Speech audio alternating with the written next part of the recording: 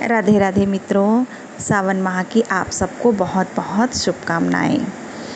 प्रिय मित्रों, हम सबसे पहले ध्यान करते हैं अपने प्यारे भोले बाबा जी का, जो संहार के साथ साथ रक्षा भी करते हैं, और माता पार्वती जी का, जिसने हमें यह सिखाया कि तपस्या से, समर्पण से सब कुछ पाया जा सकता है। आज शुक्रवार के विशेष दिन माता लक्ष्मी जी का भी हम आह्वान करते हैं। विश्वंभर श्री भोलेनाथ जी, हे जगत जननी, हे हरिप्रिया लक्ष्मी जी, इस सावन मास में हमें ऐसी भक्ति प्रदान करें, हमारा जीवन समृद्धि विकास के साथ साथ शिवमय भी हो जाए। श्रावण मास 11 जुलाई दिन शुक्रवार से शुरू हो रहा है, जहां शिव कृपा के साथ साथ माता पार्वती और लक्ष्मी जी की कृपा भी जीवन को संतुलन बना रही है। इस कलयुग में शिव नाम कथा, हर व्रत, उपासना, कीर्तन शुभदायक व दोषों को हरने वाला होता है, जो आज से इस चैनल पर आप रोज ही श्रवण करेंगे। श्री श्रावण महात्म्य की कथा, इस श्रृंखला के आप भी भागीदारी बनिए, और ये कथा मैं आज से आपको सुनाऊंगी, जिसका प्रथम भाग आज आप सुनेंगे राधे चैनल पर। कृपया आप सभी श्रोतागण से निवेदन है, आप सब भी इस पुण्यदायक कथा की यात्रा की भागीदार बने और जुड़े रहें, और मेरे राधे चैनल को लाइक और शेयर करें, जिससे भोले बाबा का आशीर्वाद आप तक पहुंच सके। जोर से बोलिए हर हर महादेव। तो आइए श्रवण करते हैं सबसे पहले सावन महात्म्य की पहली कथा। महर्षि वेदव्यास जी भगवत महापुराण में श्रावण मास की प्रशंसा करते कहते हैं कि ज्येष्ठ आषाढ़ मास की सूखी हुई पृथ्वी सावन मास में बरसते पानी से हरितिमाई हो रही है। ठीक वैसे ही जैसे कि साधक को तपस्या का परिणाम प्राप्त होने पर फिर से वह हष्ट पुष्ट हो जाता है, जैसे दयालु पुरुष दूसरे के दुख को देखकर स्वयं का जीवन अर्पित करने हेतु तैयार हो जाता है, उसी प्रकार बादल तीव्र वायु से लोगों के कल्याण हेतु अपना जीवन अर्पित कर रहा है। एक पौराणिक कथा में वर्णित मिलता है कि सावन मास में ही समुद्र मंथन हुआ था, और इस मंथन से जो हलाहल निकला था उसे शिवजी ने अपने कंठ में समाहित कर लिया था। सृष्टि की रक्षा हेतु विषपान से महादेव जी को नीलकंठ का नाम कहा गया। वे उसी समय से नीलकंठ के नाम से जाने जाने लगे। इस विष के प्रभाव को कम करने के लिए सभी देवी देवताओं ने शिवजी पर जल अर्पित किया। तभी से सावन मास में शिवजी पर जल अर्पित किया जाने का खास महत्व है। बहुत से श्रद्धालु श्रावण सोमवार को व्रत रखते हैं। श्रावण मास में या प्रदोष काल में शिव जी का विशेष पूजन अर्चन का महत्व है। प्रदोष काल का समय सूर्य उदय से 45 मिनट पहले और 45 मिनट बाद का समय होता है। भगवान शिव से जुड़े सारे व्रत में प्रदोष काल का पता भक्त को होना ही चाहिए, ताकि आप प्रदोष काल में पूजा कर सके। जो श्रद्धालु व्रत रखते हैं या ना भी रखते हों, उन्हें इस माह में किसी एक अपनी प्रिय वस्तु का त्याग करना चाहिए, जो खाने पीने से जुड़ी प्रिय वस्तु हो सकती है, और उद्यापन वाले दिन उस सामग्री का आप दान कर दीजिए। इस माह मसूर की दाल, लहसुन, प्याज, मांस, मदिरा आदि का सेवन ना करें। जो पूरे माह व्रत ना रखे वो इस माह में पड़ने वाले सोमवार का व्रत रखे, इस माह में पड़ने वाली एकादशी का व्रत रखे। आइए इस महात्म्य से पहले शिव जी से जुड़ी एक कथा का हम श्रवण करते हैं। बहुत पुरानी बात है। एक गांव में शिव जी का एक मंदिर था।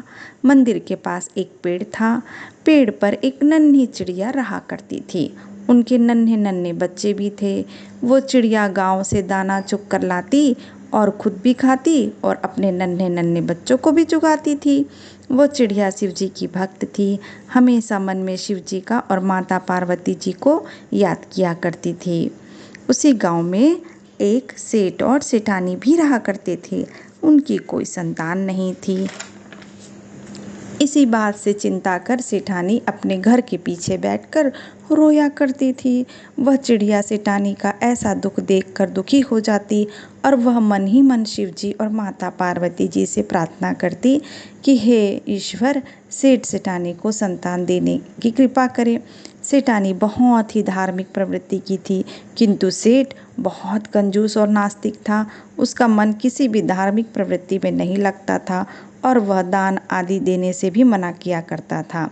सेठ को भगवान पर भरोसा ही नहीं था और वह किसी प्रकार का पुण्य काम में नहीं करता था। गांव की औरतें जब सेठानी को बाजन कहती तो वह घर के पीछे बैठकर रोने लगती। चिड़िया सेठानी को ऐसा देख बहुत दुखी हुआ करती थी। एक दिन चिड़िया ने अपने बच्चों से कहा कि बच्चों, अपना ख्याल रखना और मैं कोशिश करूंगी कि जल्दी आ सकूं। और ऐसा कहा वह चिड़िया कैलाश पर्वत की ओर उड़ चली। बहुत लंबी उड़ान भरते भरते आखिरकार वह चिड़िया उड़ान भरती कैलाश पर्वत की ओर आ गई। लंबी उड़ान भरने के कारण चिड़िया का गला सूख आया था। वह बहुत थक सी गई थी, सो वह पर्वत पर जाकर मूर्छित हो गई। माता पार्वती ने जब देखा तो उस पर तरस खाकर माता ने स्पर्श कर उसे पहले जैसा ऊर्जावान बना दिया। माता ने चिड़िया से कहा कि तुम इतनी सी जीव इतनी लंबी उड़ान भर क्यों यहाँ आई हो, क्या कारण है? तो उस चिड़िया ने कहा, माता, मेरे गांव में एक सेठ सेठानी रहते हैं। उस सेठानी की कोई संतान नहीं है, तो वह सेठानी बहुत दुखी है, रोती रहती है। मुझसे उसका दुख नहीं देखा जाता। चिड़िया की बात महादेव भी सुन रहे थे। तब महादेव जी ने कहा कि वो सेठ ना तो पूजा पाठ करता है, ना धर्म कार्य करता है और ना ही कोई कथा सुनता है। उसने कोई भी ऐसा अच्छा कार्य नहीं किया कि उसके भाग्य में पुत्र योग बन सके, इसलिए उसको कोई संतान नहीं हो सकती। यह सुनकर चिड़िया शिव जी और माता जी से बार बार आग्रह करने लगी कि हे माता, उसे संतान प्राप्ति करा दीजिए। तब माता जी ने शिव जी से आग्रह किया कि वे कृपा करें। तब शिव जी ने कहा कि पुत्र तो हम उसे दे देंगे, किंतु यदि अब भी वह सेठ पुण्य व धर्म कार्य नहीं किया तो जल्द ही उसकी मृत्यु हो जाएगी। चिड़िया ने आग्रह किया, हे शिव जी, आप बस सेठ जी को पुत्र दे दीजिए। पुत्र प्राप्ति के बाद सेठ जी भी पूजा पाठ करेंगे, धर्म कार्य करेंगे। ऐसा कह वह चिड़िया माता पार्वती और शिव जी को धन्यवाद कहकर वहां से उड़ गई। आखिरकार उस चिड़िया की बात सुनकर शिव जी ने कृपा की और सेठानी गर्भवती हुई और 90 महीने को सेठानी को पुत्र की प्राप्ति हुई, जिसे देखकर सेठ सेठानी अत्यंत खुश हुए। पुत्र होने के बाद भी सेठानी का पूजा पाठ और बढ़ गया, दान पुण्य करने लगी, किंतु सेठ का वही हाल रहा। ना तो वो पूजा पाठ करता, ना धर्म कार्य करता, ना ही वो किसी प्रकार का पुण्य करता। उसे अब भी भगवान पर कोई विश्वास नहीं था। पेड़ पर बैठकर चिड़िया उसके पुत्र को अक्सर देखा करती थी। धीरे धीरे समय बीतने लगा।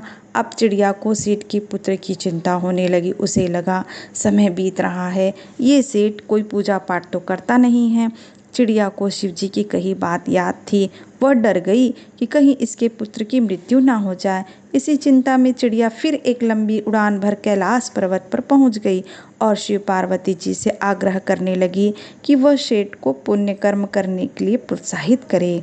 माता जी पार्वती जी के ने जब देखा कि चिड़िया दूसरों के प्रति इतनी दयालु है तो वह अत्यंत प्रसन्न हुई। तब भगवान शिव और माता पार्वती वेश बदलकर एक ब्राह्मण और ब्राह्मणी का रूप धरकर उस सेठ सेठानी के घर को गए और जाकर कहने लगे, हमें भोजन कराओ, हमें भूख लगी है। सेठ ने तो सुनते ही मना कर दिया और जाने कह दिया, किंतु सेठानी ने उन्हें आदर सत्कार सहित अंदर बुलाया, बड़े प्रेम से उन्हें बैठाया और तरह तरह के स्वादिष्ट व्यंजन बनाकर उन्हें पवाया। ब्राह्मण और ब्राह्मणी के रूप में माता पार्वती और शिव जी ही तो पधारे थे। तो घर में प्रवेश करते ही सेठ की बुद्धि ठीक हो गई। अब वह बड़ा विनयी होकर शिव जी के चरणों में गिर गया और ब्राह्मण से क्षमा याचना करने लगा। मैं निर्बुद्धि प्राणी हूँ जो आपका अपमान कर बैठा। तब ब्राह्मण ने कहा, तुम्हारे भाग्य में पुत्र ना होने पर भी एक चिड़िया की प्रार्थना पर तुम्हें पुत्र सुख की प्राप्ति हुई है, किंतु यदि अब भी तुमने पूजा पाठ नहीं किया, धर्म कार्य नहीं किया, पुण्य नहीं किए, कथा नहीं सुनी, तो तुम्हारे पुत्र की मृत्यु हो सकती है। यह बात सुनकर सेठानी व्यथित हो रोने लगी। तब सेठ ने कहा कि एक छोटी सी चिड़िया ने हमारे लिए हमारे दुख को देखते हुए इतनी लंबी उड़ान भर ऐसा कार्य किया, तो क्या हम धर्म कार्य नहीं करेंगे? अब हम अवश्य ही पूजा पाठ दान पुण्य करेंगे। सेठ जी ने ब्राह्मण देवता से पूछा कि हे ब्राह्मण देव, महादेव जी के प्रिय व्रत कौन कौन से हैं जिन्हें कर मैं उन्हें प्रसन्न कर सकूं? तब ब्राह्मणी रूप पार्वती माता जी ने कहा कि हे सेठ सुनो, महादेव जी को प्रसन्न करने वाला सबसे प्रिय व्रत उनके लिए महाशिवरात्रि है। इस दिन जो भी भक्त व्रत रख विधि विधान से महादेव जी की पूजा अर्चन करता है तो उस पर महादेव जी की विशेष कृपा होती है। तब उस सेठ ने कहा, अब तो हम भी महाशिवरात्रि का व्रत रखेंगे और पूरी विधि विधान से यह व्रत करेंगे। उस सेठ को व्रत की विधि बताकर माता पार्वती और शिव जी वहाँ से चले गए। तब सेठ सेठानी व्रत कर पूजा पाठ करने लगे, दान दक्षिणा देने लगे, कीर्तन करने लगे और धर्म कार्य करने लगे। धर्म कार्य से उनका पुत्र धन वैभव और बढ़ने लगा और सेठानी को देख चिड़िया भी खुश रहा करती थी और उसके आंगन में दाना चुगने लगी और अपने घोंसले में बैठकर ओम नमः शिवाय मंत्र का जप करने लगी। हर हर महादेव। तो यह थी आज की कथा। अब सुनिए महात्म। नैमिषारण्य के निवासियों ने महर्षि से एक बार पूछा, हे महर्षि सूत जी, प्रभास क्षेत्र का क्या महात्म्य है, ये हमें बताने की कृपा करें। मुनियों के वचन सुनकर महर्षि सूत जी ने अपने गुरु सतपति नंदन जी को प्रणाम कर बोले, जिनका वक्षस्थल श्री वक्ष चिन्हों से सुशोभित है, जो संपूर्ण जगत की उत्पत्ति स्थान सबको पढ़ने वाले, इच्छा अनुसार रूप धारण करने वाले, अप्रमेय गुरु, देव निर्भय आश्रय, हंस आकाश की तरह सर्वव्यापी, आयत प्रमेय से परे, ध्येय तथा ध्यान रहते हैं, अन्य जन जिन्हें अस्ति नास्ति अर्थात भावाभाव स्वरूप कहते हैं, और जो दूर से दूर और निकट से निकट हैं, मन में जिनका ग्रहण नहीं हो सकता, परम धाम परम पुरुष, प्रसिद्ध जगत में हृदय कमल के आसन में विराजमान तेज रूप तथा इंद्रिय रहित, हे ऐसे परमात्मा को मैं नमस्कार करके पापनाशनी कथा का आरंभ करता हूँ। आप सभी ध्यानपूर्वक सावधान होकर सुनिए।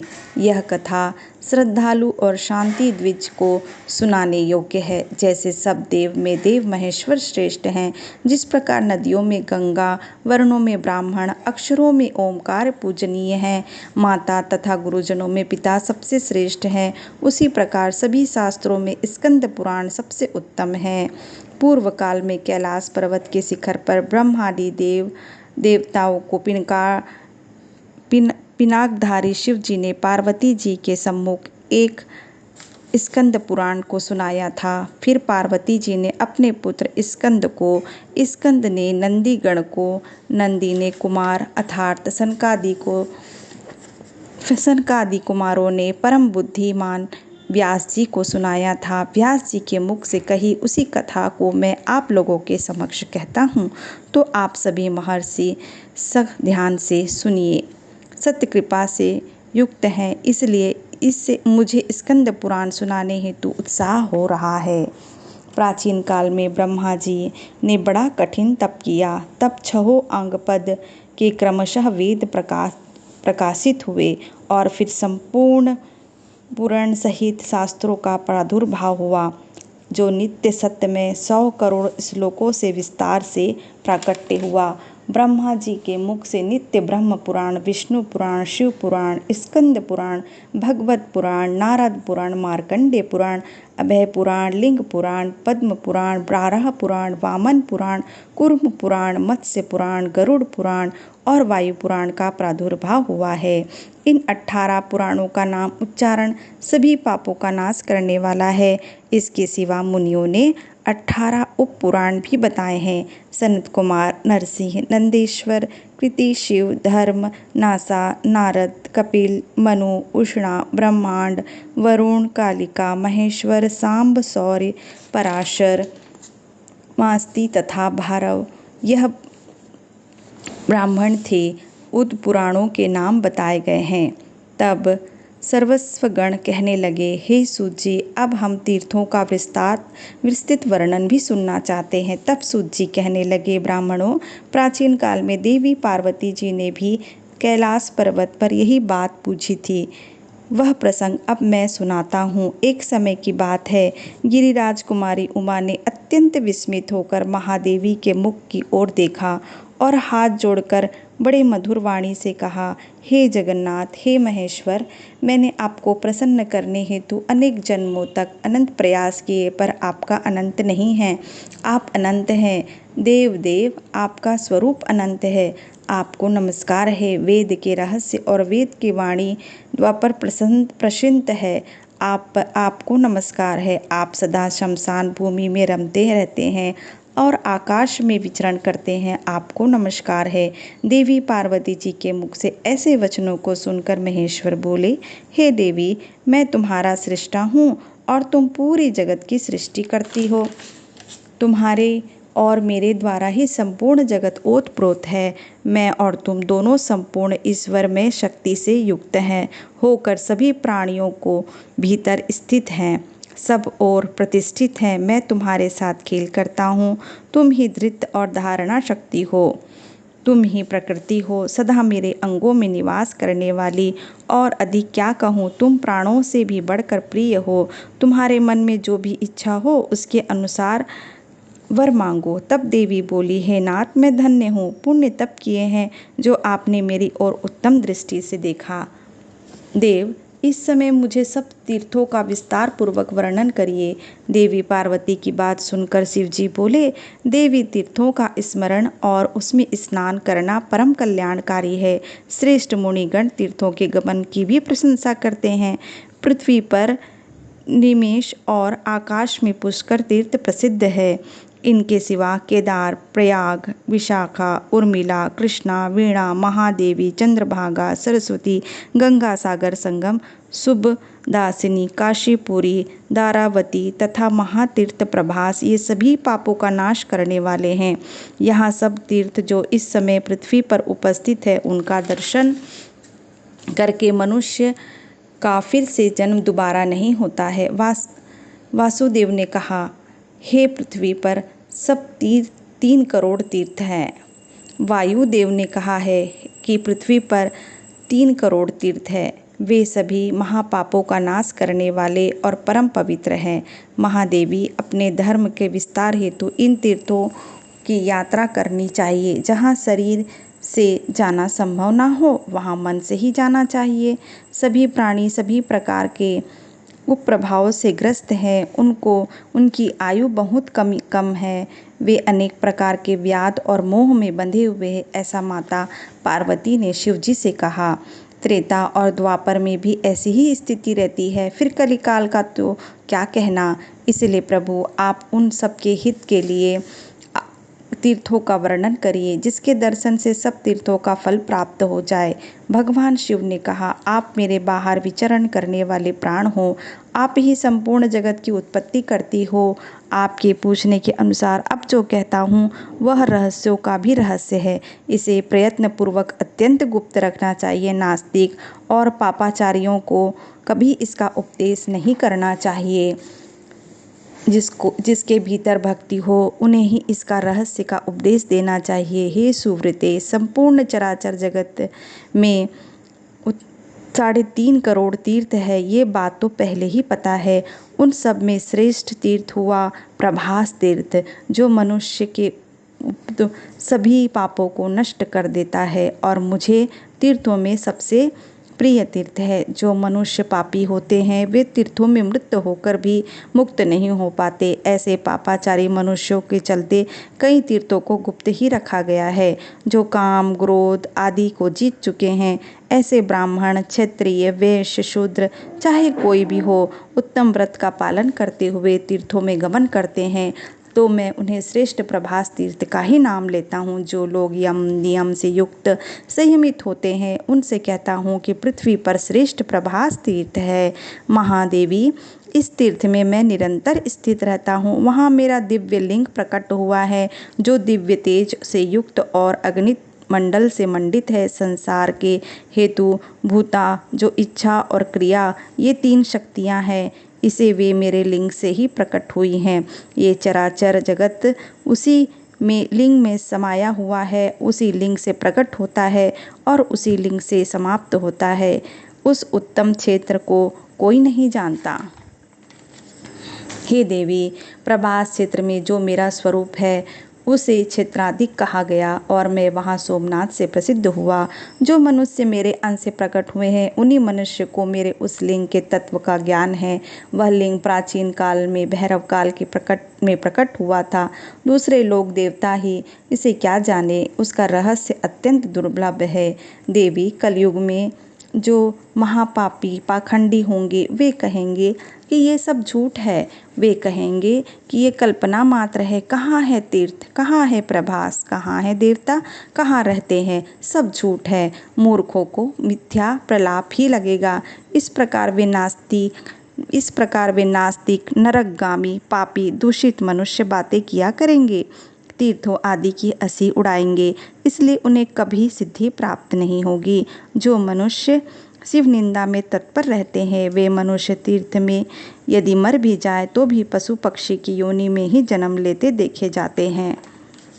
क्षेत्रों को गुप्त रखने की यही कारण है।